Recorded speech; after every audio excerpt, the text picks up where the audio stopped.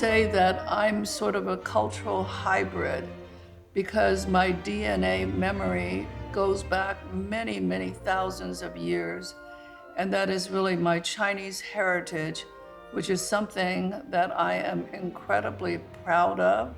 And I spent the first 5.5 years of my childhood in China when my mother and I finally came to America when I was 6.5 years old to join my father. So I was born an artist and also the cultural rebel. I moved to Venice Beach and I left my parents' very, very constricting traditional Chinese household, and I left that constraint and went to Venice Beach, where I became a Venice Beach bohemian in the halcyon days of the hippie movement. And I started my one-of-a-kind boutique store when I was about 19 years old. And I catered to very famous clientele such as Goldie Hawn when she was starting out, Susan Strasberg, Bianca Jagger when she first married Mick Jagger. And I had a wonderful time. And it was a very creative period for me.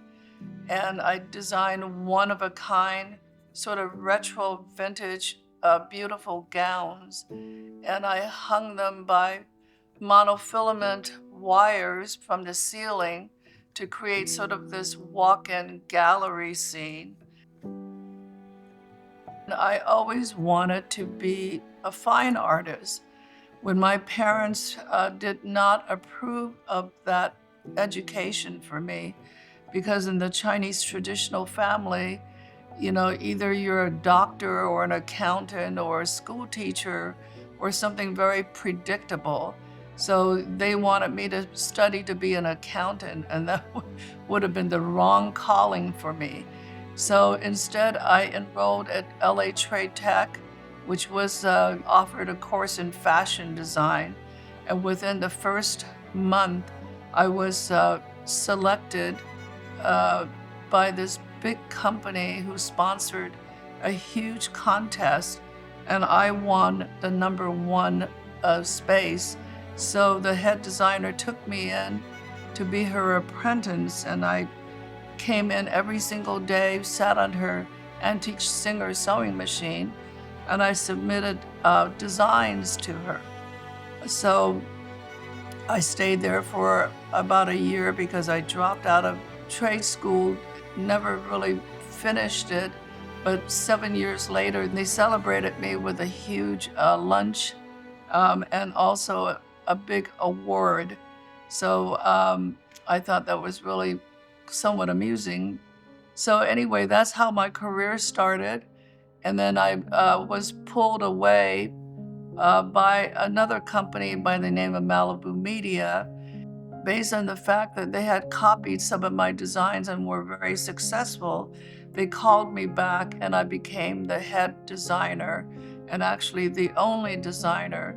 And that was really my first foray into international and great success.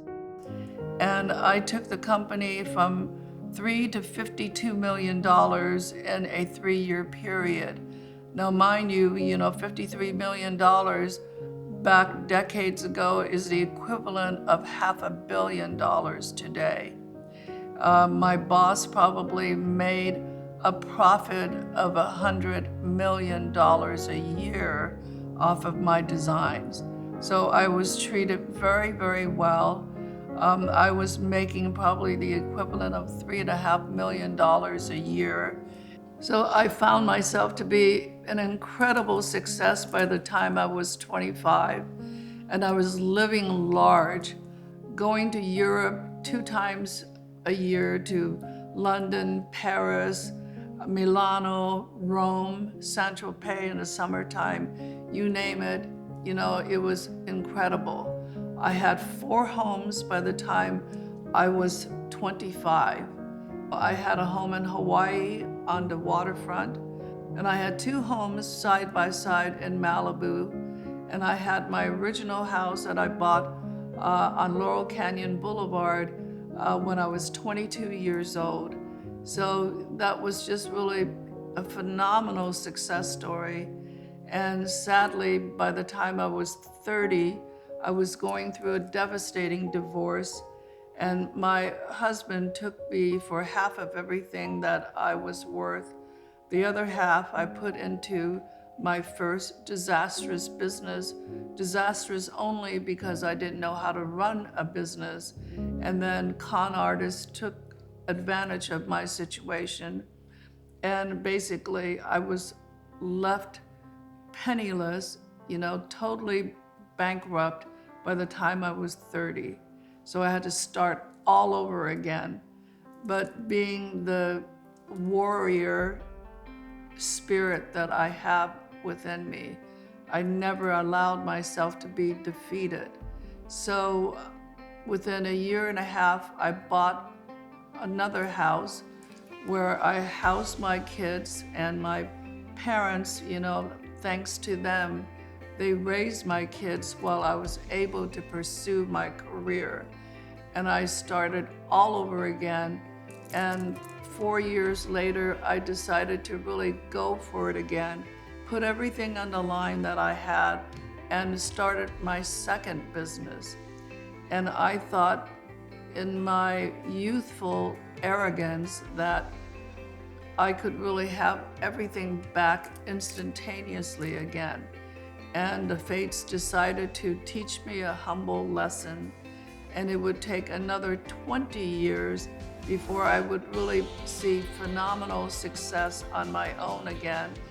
My story is one of the phoenix. Basically, the symbol of the phoenix is one whose house burns down completely to the ground, but out of the ashes and the embers rises the phoenix, rises to glorious heights that was really never achieved before. I always followed my dreams and never gave up. And that is the powerful story of my life.